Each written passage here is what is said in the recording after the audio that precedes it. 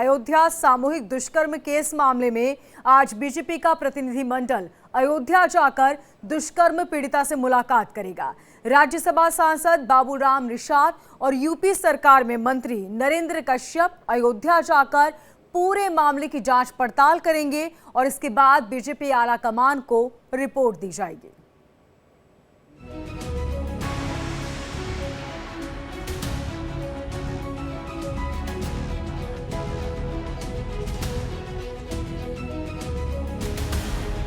Ayodhya gang rape को लेकर सूबे की योगी आदित्यनाथ सरकार पूरे एक्शन मोड में नजर आ रही है।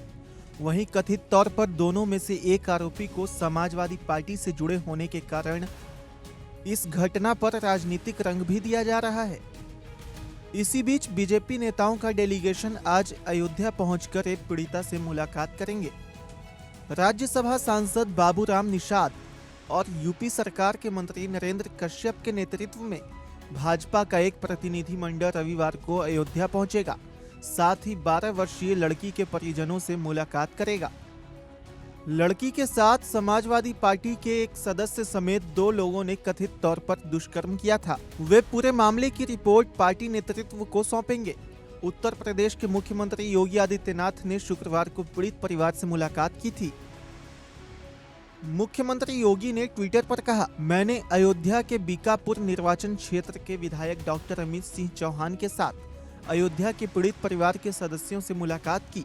सीएम योगी ने मुलाकात की एक तस्वीर साझा की जिसमें परिवार के सदस्यों के चेहरे धुंधले हैं। सीएम योगी ने पोस्ट में लिखा कि दोषियों को किसी भी कीमत पर बख्शा नहीं जाएगा और उनके खिलाफ सख्त कार्रवाई की जाएगी।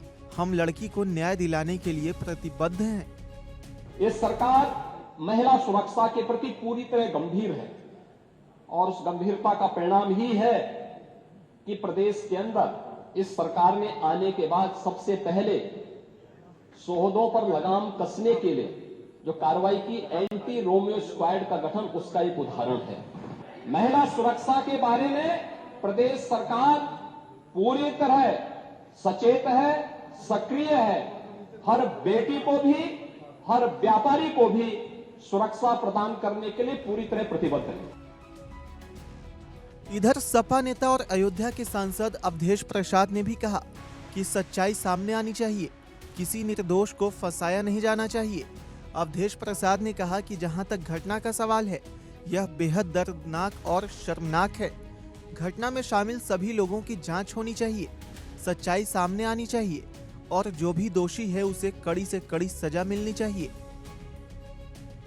और जहां तक पीड़िता का सवाल है, हमारी पार्टी पूरी तरह से पीड़िता के साथ खड़ी है। विधानसभा में बोलते हुए सीएम योगी आदित्यनाथ ने दावा किया कि मुईद खान समाजवादी पार्टी से हैं और अयोध्या के सांसद की टीम के सदस्य हैं। मुईद खान 12 साल की बच्ची के साथ बलात्कार में शामिल पाए गए हैं। समाजवादी पार्टी ने उनके खिलाफ कोई कार्रवाई नहीं की है। अयोध्या में एक नाबालिग लड़की के साथ गैंगरेप के मामले में योगी सरकार की कार्रवाई लगातार जारी है और इसी कड़ी में आरोपी मुईद खान की बेकरी पर बुलडोजर चला है। शनिवार की दोपहर इस मामले में मुख्य आरोपी मुईद खान के अवैध निर्माण पर बुलडोजर चला तो शाम होते ही मुख्यमंत्री की तरफ से पीड़िता को 5 लाख रुपए की आर्थिक सहायता दी गई। स्थानीय विधायक अमित सिंह चौहान ने पीड़िता के घर पहुंचकर परिजनों को 5 लाख रुपए का चेक सौंपा। इस दौरान जिलाधिकारी चंद्र विजय सिंह और एसएसपी राजकरण नैयर भी मौजूद रहे। यूपी सरकार के मंत्री डॉक्टर संजय निषाद भी अयोध्या पहुंचे और मामले में अखिलेश यादव को निशाने पर लिया।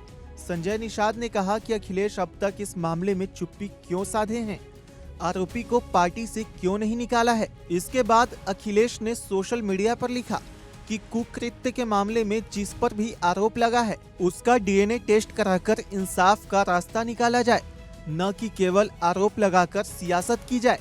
अखिलेश यादव के इस बयान पर भी वार पलटवार का सिलसिला जारी है।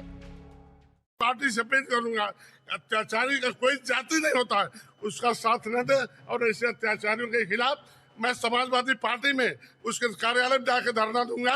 मैं अपने समुदाय का किस तरीके से उनका सुरक्षा दे सकता हूँ, अपने समाज का मैं नहीं होने देना चाहता हूँ। अयोध्या में जीत का पीठ थपथपाने वाले लगता है कि इन अपराधियों के सहारे उनकी जीत हुई है। अपराधियों को बचाने के लिए आज सपा और कांग्रेस जो पीडीए का नारा देने वाली है, उनका मुंह नहीं खुल रहा है।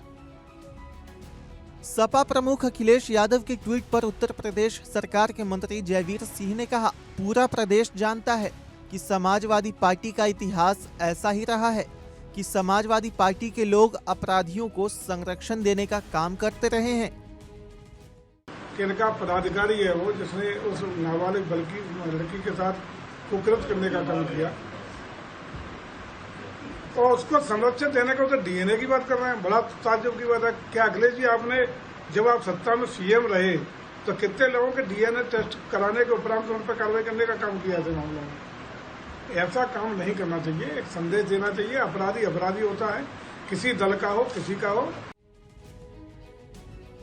बहुजन समाज पार्टी की मुखिया मायावती ने एक्स पर लिखा कि उत्तर प्रदेश सरकार अयोध्या के सामूहिक दुष्कर्म मामले में आरोपी के खिलाफ की जा रही सख्त कार्रवाई उचित है, लेकिन सपा के आरोपी के डीएनए टेस्ट की मांग समझ से परे है। सपा को यह बताना चाहिए कि उनकी सरकार में ऐसे आरोपियों के खिलाफ कितना डीएनए टेस्ट हुआ।